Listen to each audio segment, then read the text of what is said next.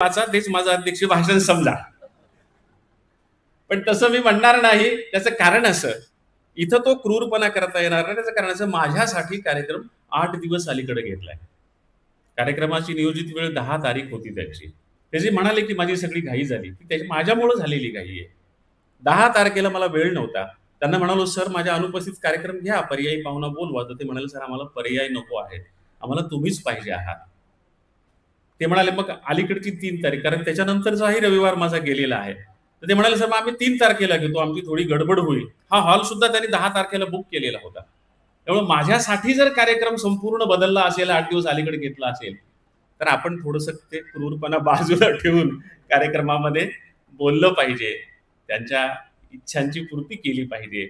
म्हणून मी मुद्दाम थोडंसं बोलणार आहे. लोभस हा ग्रंथ प्रकाशित केलेला आहे. बऱ्याचदा गंमत अशी होती, एक ग्रंथ ती माणसं खूप मेहनती